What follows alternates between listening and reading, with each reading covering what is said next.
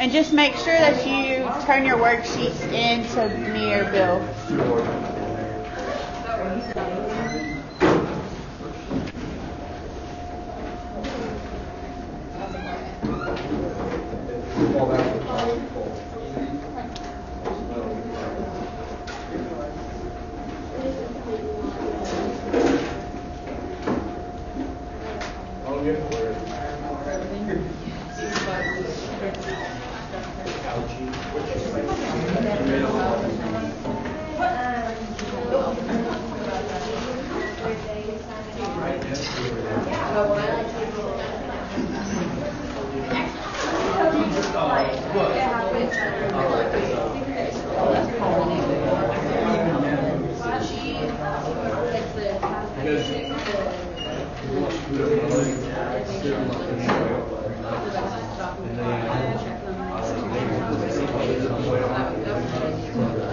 Thank you for being quiet.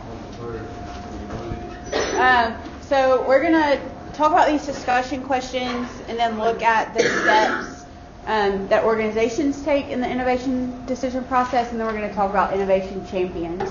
So the first one was, why does Max Weber call bureaucratic organizations iron cages? It's because there's so much control. Hey, I'm sorry, just who wrote purple? No name.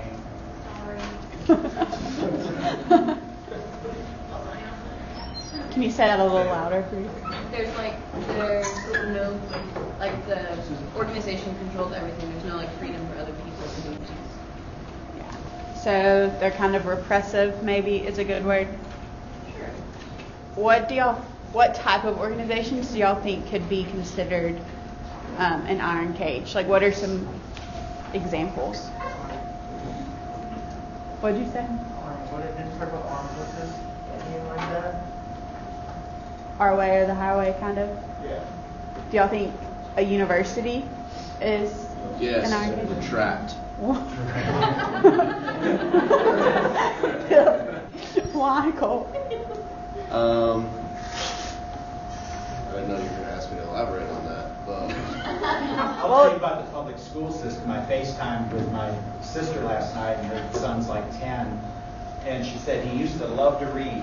And she said, I think the school has beat out any joy of reading that he has, because this is what you have to read, this is what you have to report back. And she said all they're getting is him regurgitating stuff back to people, and he doesn't really enjoy reading anymore. So that's certainly an example. You know, he's not very creative anymore. They just, again, beat all that out of him. So do you think as college students we beat out any creativity that you have? yep. He's really poor. Hey, I ain't got nobody around me either. Better go steal some friends. Back in my seat. So the next one is about the downside of virtual organizations, but you can also we're going to talk about the upside to them as well. But what were some of the downsides that the chapter talked about, or that y'all think are? What? There's high turnover rate. Yeah. Like working with time zones as well. Was it the virtual? Yeah. Yeah, because you can't always be on the same schedule, so your schedule's wrong. They struggle with face-to-face communication like their employees do, because they don't have to. And sometimes it said they had lower satisfaction, like overall in the job. Yeah. Easier misunderstandings. Trying to say something out loud being different than how it's interpreted. More disconnected. Wouldn't you say that sometimes communication is less inhibited when you're using like email or text, or you're more willing to say whatever from behind your phone or from behind your computer than you would like face to face? And that would result in conflict, yeah. So what are some plus sides of a virtual organization? I mean, you can work a wide scale. Like, so yeah, you're behind the screen texting or like emailing, but you can still work far apart. So you don't have to all be in the same office building, which You can work anywhere. reduces. You can work Labor 24 hours. cost, I mean, commute time. Yeah. You're not having to pay for an office building or parking or something like that. What else? For the company, they can work 24 hours all around by having two different groups of people with two different times. Longer workday in a sense.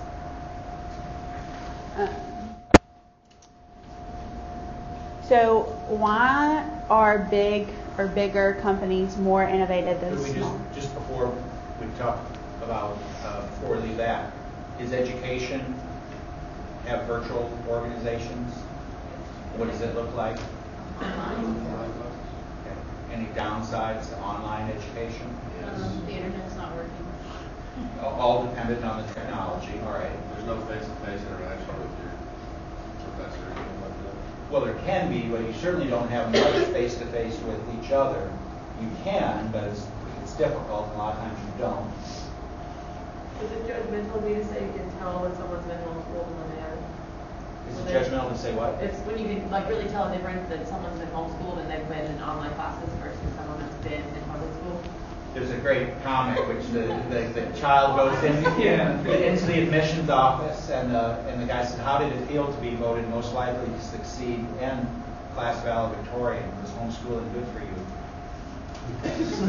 Anyways, maybe some of those students are ahead academically because they didn't have to wait around for the other people to finish their worksheet. What about at the university level, if you got a degree that was online versus you came here to school? What would that student have missed out on that you have gotten? Networking. Okay, with each other? Okay, anything socially? I mean, Oh, yeah. Anyone meet someone here that they otherwise wouldn't have met? They would have to go to Match.com to find out. I met my boyfriend in undergrad. Whatever. What about loyalty to the university? When you go and make your millions, you'll feel guilty and you'll give some money back to OSU. If it was virtual, you're like, it's just a place that I logged into. Would you care about how they did in the tournament if you just were an online student? So, Yes.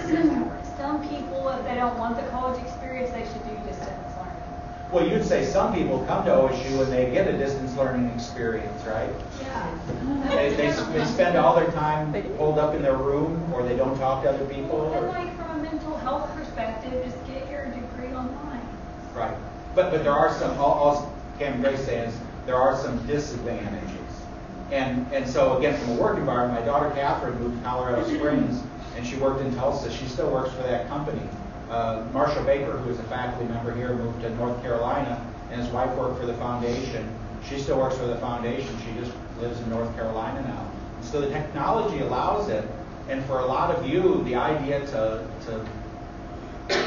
not commute an hour to work, to be able to work in your pajamas, it's like, man, that sounds really cool.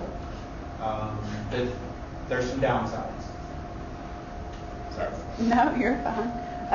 Then why are bigger companies more innovative than smaller ones? The big thing they talked about was the size. There's more of everything. They have more resources and like availability to like reach out to other people to get the answers that they need. Yeah, so that term organizational slack. So if you have a bigger company, you're going to have more money and more ability to reach out, like Will said. And then also, there's like, you're able to use those in other ways to come up with new things. If you have, 10 people and you have this big quota, like all 10 people have got to be all hands on deck all the time. So now we'll talk about, we'll go ahead and just skip to the innovation process.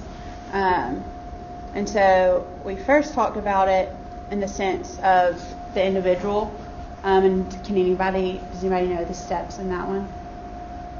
Think of like the first innovation decision process. Mm-hmm. Knowledge. Yeah, so your knowledge, your persuasion, decision, implementation, and confirmation. And so when we put it side by side with the one for organizations, it's kind of the same thing, just with different words. And so you have your agenda setting, which is where you kind of have there's a problem, there's something going on in the organization and you need something to fix it. And so that's where you come into the matching stage. And so you have an innovation that's supposedly going to solve the problems or meet the need, make something better that you talked about in the agenda setting stage. Then you go on to redefining or restructuring. Kind of think about that as reinvention. And so you're making it fit your company. How does it work best for us? Because, not everything's going to be perfect for every person the way it's originally done. And then you move into clarifying. And so your pros and cons. Does it work? Are people happy? And then routinizing, or as Bill likes to say, routinizing. What's wrong? That's just it's the new norm. Like, you can't think of it any other way. That's, we've always done it this way, or we've always done it that way. And so that's, just kind of thinking about the confirmation, like it's just there. Do you have any questions about the stages right now before we go into examples? That makes sense? Okay, so an example is in schools. So let's say that the schools come and they say, well, we don't have enough money.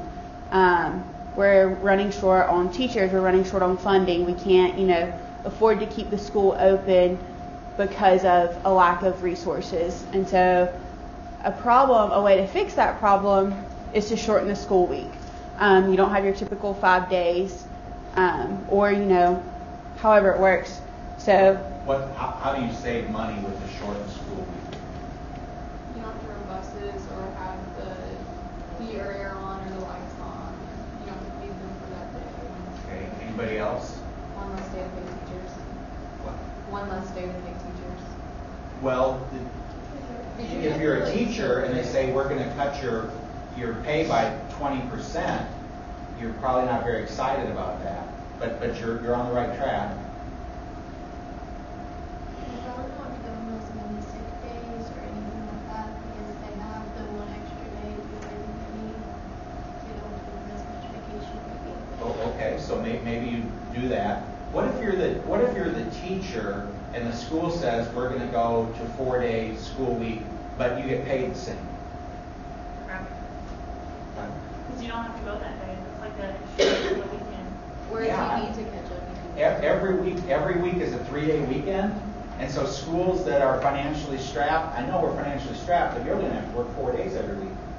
They attract more teachers. You may be able to attract some teachers. Now, somebody'd say, yes, I'm going to attract the wrong kind of teacher, but anyway, some of those schools are having trouble finding anybody at the certification, but anyway, so there may be some real cost savings, maybe not. And then you could go on to the redefining or restructuring, and so that pick a day to close school. What works best for your school? Or maybe what if it's not closing school for a whole day, but what if you just shorten your days and you're more efficient with your time? You just got to figure out what works best for you. What could be some downsides or problems to closing school for a day or having shorter school days compared to your original 5-day a week, 8 to 3:30? The kids being home on a Friday. They would have to have, if somebody worked, if the parents worked, they would have to have somebody to watch. Jimmy? You might have to have some extra curriculars, like if you have to add programming, you have to cut a day, cut a class, you have to do that. Big question in Oklahoma would be how it would affect football. Yeah. I mean, that's what's really important, right? You'd have to take a Monday. The schools around us do Mondays. So that's what Cammie said, is that you pick the day. You could pick Wednesday, you could pick Monday, Friday. Initially it was just take Friday, but some schools said, You got your to Pub me, that Valley says, why and go 4 Friday night days? Why football. go 3 days? Hell, nothing going on Monday or Friday anyway. And it said whoever said as far as what are the kids home, well, lots of people don't work. So if you're in an economically depressed area, people are home anyway. Which you mentioned that, I want to send the kids to school so that I don't have to. You don't have to deal with them. Yeah. I don't know. I'm not a mom, but Some moms might think that. I'd be like, I need a break from my kid. Well, in Oklahoma, you have like a certain amount of hours, like you have to meet to, school-wise. So they're either gonna have to go longer into the summer or start earlier, in the fall. I think the ones around, they link the days It's longer. Yeah. We have school around Right, that seven makes till the opposite, so 4. you just Start add at 30 4. minutes each day. And I know a lot of people who cut one of their school days, they were already going over Hours. the time, so they just cut it and then now they're equal to or still We'll just do the minimum. Right. And I don't know, my school, they cut Fridays, starting in March or something, they just cut Fridays off. Because we had enough hours, so starting in March, we just had enough Fridays. Yeah, we don't want to do more than, we want to do the minimum. Yeah, That's kind of we don't school. reach all of our snow days, so we just start cutting off days when I was in high school. Wait, really? That's the Yeah. thing. We wouldn't use any of our snow days to be like, okay, or we'd get out 2 weeks early. Or you use all your snow days and you're in elementary. Yeah. Oh, that's true. My school district, they started, it's my 4th grade year. We switched to hours instead of days, so we went 8 to 3:30, and we would get at least 1 or 2 days off, a month. And we started later and got off earlier because we worked 30 minutes longer. Yeah. Awesome. My school, instead of cutting off single days throughout the year, we cut it off the end of the school. So my senior year, we cut 2 weeks off the end of school, and with graduation up and just cut the year early. So, it's always been, we've had a 4-day school week. And so that's just kind of how it would be in an organization. It just becomes so routine that you don't think oh, we used to go to school 5 days a week. No, it's just 4 days. And so another example is, y'all remember the video we watched about cutting out tipping in restaurants? So we're going to take that and just kind of apply it to this process. So there's the pay discrepancy between your cooks and your servers. And so it's well, what do we do? Or, you're not making what you feel is fair. It's just not, you're doing a lot of work for not enough money. And so no more tipping, but how do you make that work? Which was, what did they do in the video?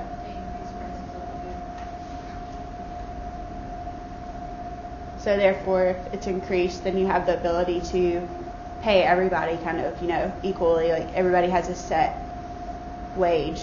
Then you go to clarifying, does it work? Are workers and customers happy? Think about it. What if your favorite restaurant, I don't know, apparently everybody here likes Fuzzies. What if you went and prices were $3 or $4 higher there? Would you still keep going? You have to think about it. What if we raised our prices and people stopped coming to our restaurant? My question is, if fast food restaurants do it, because people only tip at fast food restaurants do it? Yeah. Well, I just know Fuzzies has the tip jar, but I guess, I don't know. I don't eat out a lot here, and I've only been here a little while. Yeah, Texas Roadhouse. That's, a restaurant. Well, if I didn't have the tip at the end, it'd equal out. Yeah. Right. So they'd be hey, we're going to raise all our prices a little bit, but you don't have to worry about adding up the tip or anything or getting out your calculator from your phone. You're just okay, I'll pay a little extra. That's what Danny Meyer said. He said, at the end of the day, it'll be the same for you. It'll just be better for me as a restaurateur. I'll have better workers. And then we don't have that issue of, someone forgot to tip, but everybody's actually just making money. And then who was it that brought up that day? If you tip on your credit card, it makes a difference. I don't carry cash. So I almost always end up tipping off my cards because I don't carry cash. And so then comes to the point nobody tips in a restaurant anymore. Isn't it in some countries you do not tip, that's just how it is? I haven't traveled enough to know / been in cities where you would tip when I have traveled In internationally. Italy, it's just included, with your total price. So technically you're not really tipping. It's they just raise the prices. What about in big cities tipping cab drivers or your Uber driver or your valet or Literally everyone. the people who get the concierge, who gets your stuff from your car, takes it up to your hotel room. What if we stop tipping them? Do you think it would work? Why? I think that the restaurant thing would be harder as an owner, because I think it would be harder to find cooks that want, or like servers that wanted to do a good job with like, knowing that they don't have to work for that tip, like it would be harder to find people that fit that criteria that would stay good. But that's how cooks are, right? Cooks don't get paid more, they don't get tips. And so how do you get people that will do a really good job of preparing food then if they don't get tipped? That's a good point. It's funner when you have to work a little bit harder. Is that, I don't know how to explain that. It's like, you know that if you like really put yourself out there, you're gonna get like a $20, $30, $40. But if you don't, and you know that like regardless of how hard you try, you're just gonna get the hourly wage. Like, But remember, from the video, he talked about like if there was a week that had like really great profits, or at the end of the month, you know, they would all get a cut of that. I think restaurant owners would get more stricter too, like they're not doing their job and like there's not a satisfaction, people are gonna get laid off because they don't want to be there. Because remember, the guy in the video said, you know, I'm going to hire somebody that cares about hospitality and wants to do a good job. Like the guidelines would get a lot tighter. But if you pay them, then you're paying for a higher rate of work, and then people going into it like, okay, I'm getting $15 an hour every hour. I'm going to do better work than if I'm getting paid $7.25 every hour in it, whatever. But don't lose focus here. We're not in a hotel and restaurant management class. We're not trying to figure out how to make a restaurant work. What we're trying to figure out is that in organizations, how do you bring about change. There's a systematic way that you bring about it. The agenda setting is kind of interesting because in some way you have to kind of create this problem. If there's something you want to do, you got to kind of create it. You have to set the table to make where I've created this problem, now we get to do what I want to do. Like, Is it about I'm trying to restaurants? think, like, yeah, how would it work in a Sonic? Like, Well, you don't tip at Sonic. You're supposed to. Somebody brings your food out to you, you give them 50 cents or something. That's what I don't want. I mean, you raise theirs.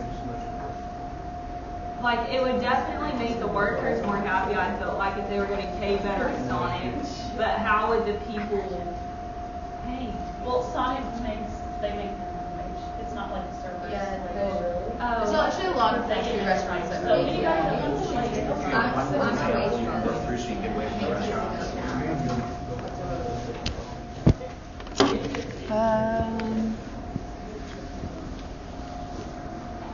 We could talk about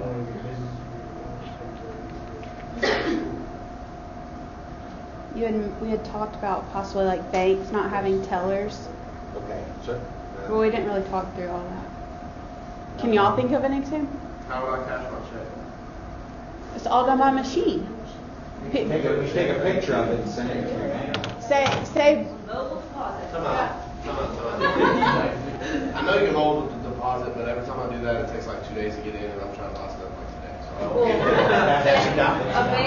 A bank in Virginia, BB&T, it's instant. It's within like 30 seconds you have your money on hand as long as you like take a picture of it. They like expedite it. But what about the extra fee that you're paying to do it through mobile They had no deposit? fee. You know, it depends on like some of the banks, like the ones that I had back home, like I could go either do a mobile deposit, like have like just a certain amount in at that time and then the rest was going to be there, or I could go and put it through the ATM and just get it like cash right away or put it into my bank account. I did not know you can put a check in the ATM. I've always seen that one. Yeah. But hey, we're not a banking class. Let's talk about Venmo. You know what Venmo is? Use that as an example. Okay, yeah. What's the agenda setting? Why did Venmo become a thing? Because people don't carry cash. Yeah, nobody carries cash, everybody's got debit cards, so they're like, hey. But people share expenses. They have roommates. How do I move $50 to you? I don't know or $300. I don't want to write a check. Okay. And so then what's the matching look like? No more. Cash App, Venmo. There's this app that will move money for you. And so then. And then the redefining and restructuring, how do we make it to where it only costs you like they make just a fraction. Okay. Then the clarifying is that we just work it out, and that last of routinizing that everybody does it. Even old people are sending grants. I've gotten paid for babysitting through Venmo. Facebook's Like my mom. Facebook shoot the messengers for anything. I mean, or you could do, like you have PayPal. Apple Pay. Like I know in some bigger cities, so my roommate from undergrad lives in New York now, and they don't split checks in New York at restaurants. So you have to move money. And so everybody, she's a missionary and leads teams, and so what they do is when they go eat somewhere, somebody pays it, and then everybody pays the person who pays. Does anybody think when they turn in this worksheet how archaic this is? You'd say, my God, Weeks, it's 2019. Why am I printing this out and handing you in a paper copy? Is anybody thinking that? One. Okay, mark it down. You think LSU's repressive? You don't like class? And anyone else? Say, I never turn anything in. You're killing trees. Recycle. But I don't get to be lost. Plant more trees. What if I lose it? I spill a cup of coffee on it, right? All those things. It's in the Dropbox. I didn't forget. You didn't lose it, right? All those advantages. Well, what if you forget to come to class with it? It's in my car. I'll bring it tomorrow. I mean, there's all those things too. So, I was sick a couple weeks ago. You are very excited today about class. I'm in a good mood this week. I don't know why. So I was sick a couple weeks ago, right? I missed the whole week, but I couldn't have been doing those worksheets if they were. I didn't want to bring them in to you because I was getting sick. So you email it to us.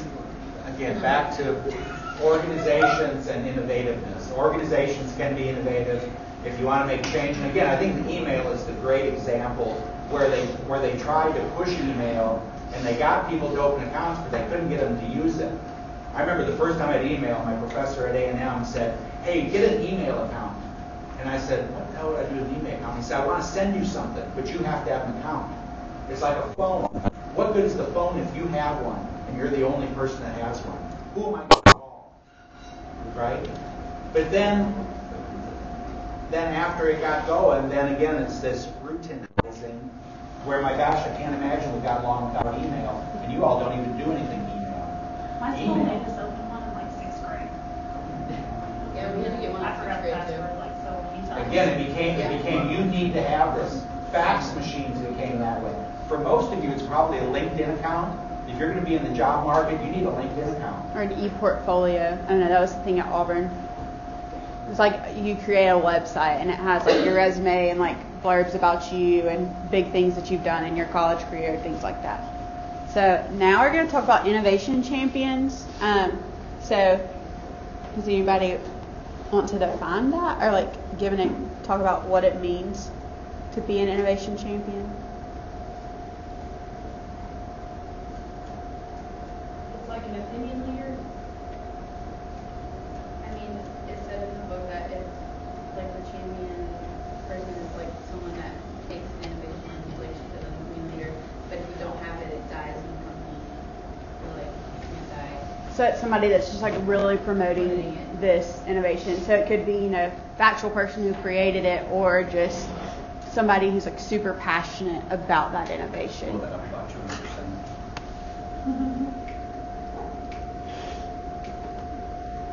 Better. So to kind of start, we're just going to think about there's a need for an innovation. And so the first one we have is high school seniors are bored. And so how do you fix that? And so the example we have is that you reduce the gap between high school and college. So you have college and high school.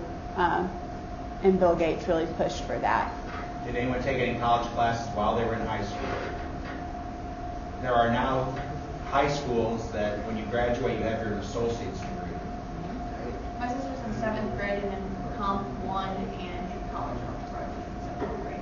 So taken to an extreme, that's an innovation. And then the question is, who's been championing that? So Catherine, yes, they're an opinion leader, but they're an opinion leader on steroids. They're an opinion leader plus. They're pushing this innovation. Opinion leader, I have an opinion and maybe you want to do what I do, but a champion is they are pushing this innovation. And the Bill and Melinda Gates Foundation pushed it because they gave lots of grants to schools to try and bridge that gap so where high school students, during my time, no one took a college class during high school. High school ended, you took 8 weeks off, then you started as a freshman. Nobody took any college classes until they were a freshman in college, You had 0 hours. Now, we have freshmen that start as juniors.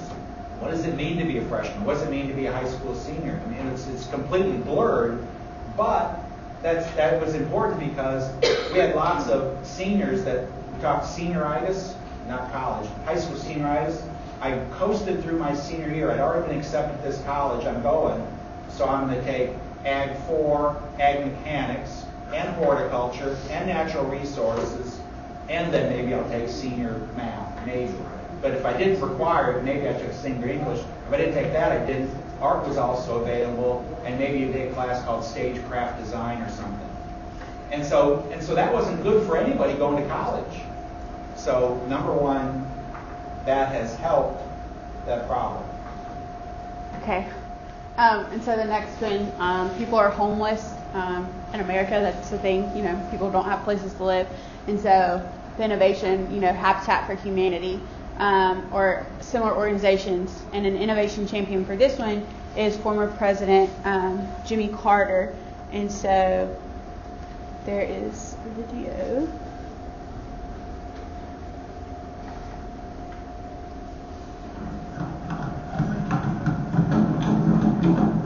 Former President Jimmy Carter and his wife Rosalind are still building homes for Habitat for Humanity, an annual tradition they started more than 30 years ago.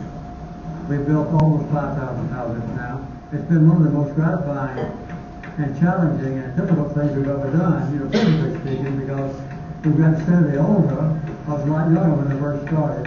He was 56 and fresh out of the White House when he first took up the hammer as a volunteer home builder.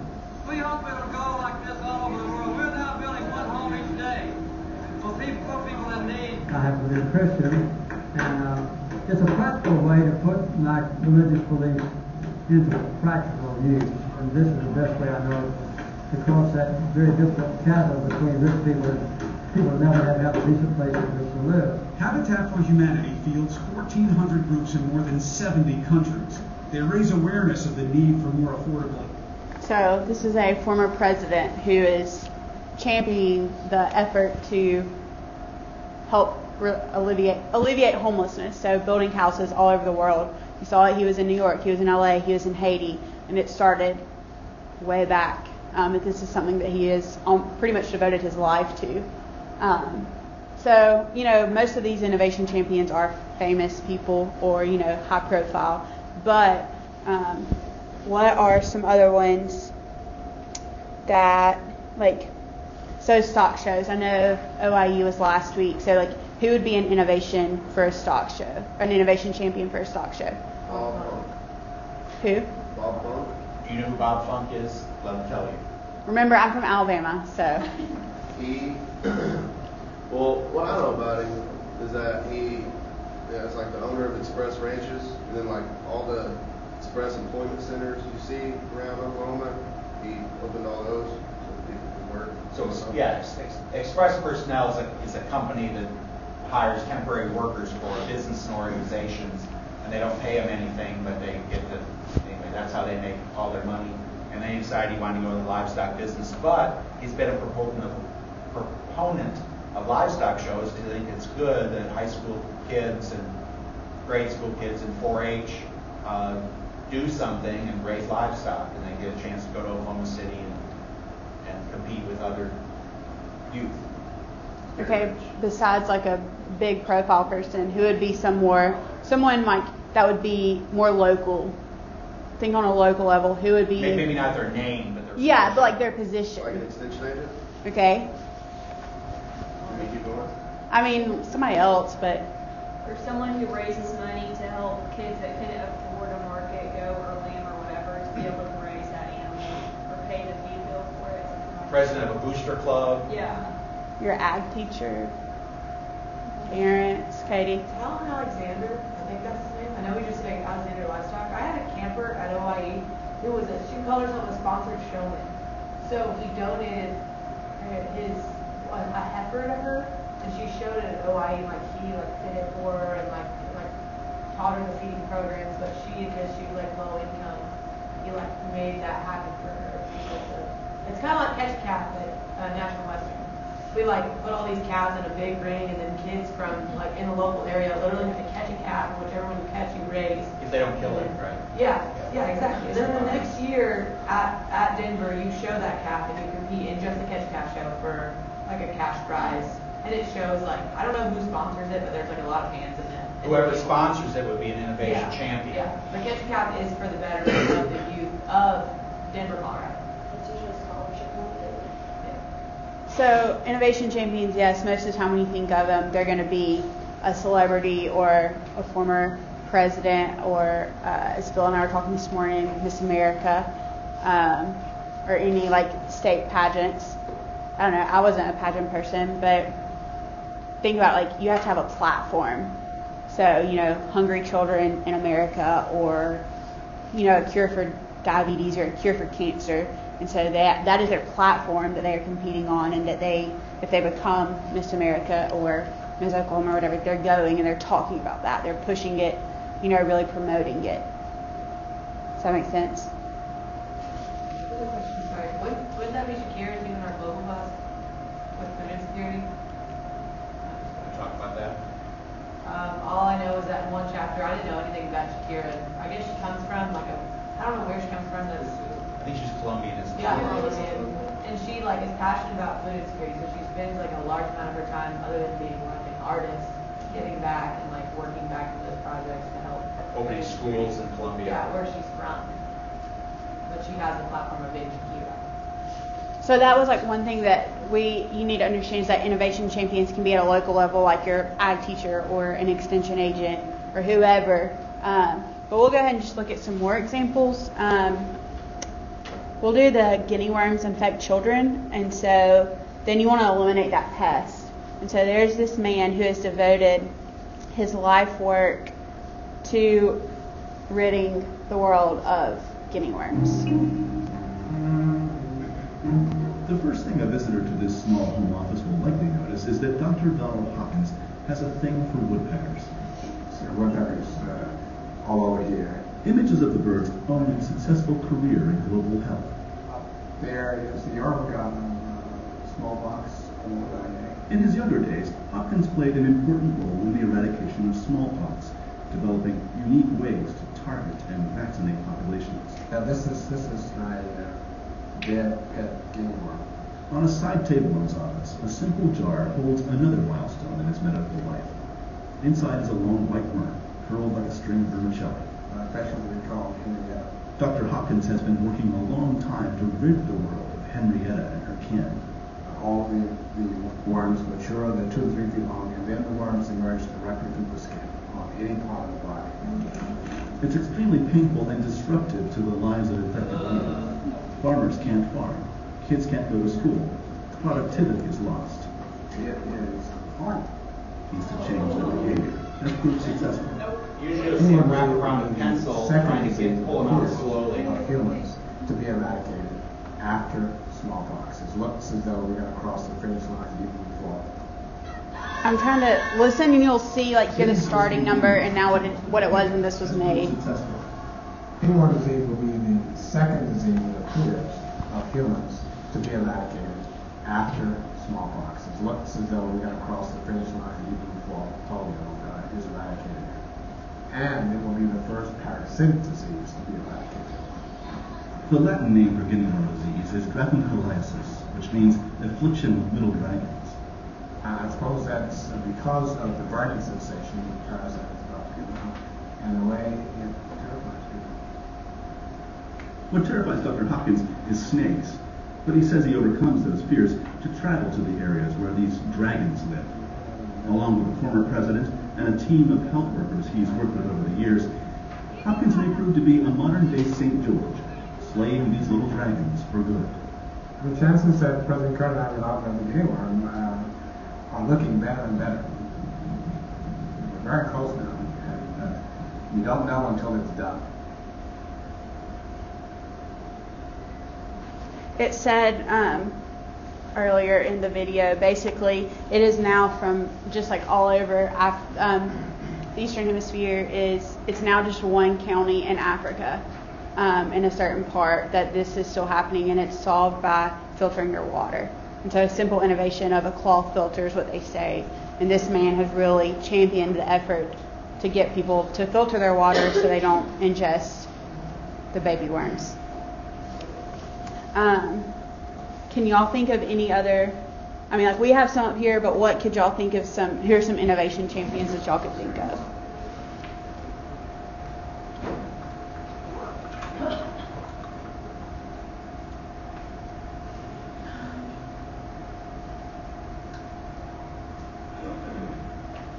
This might be kind of a stretch.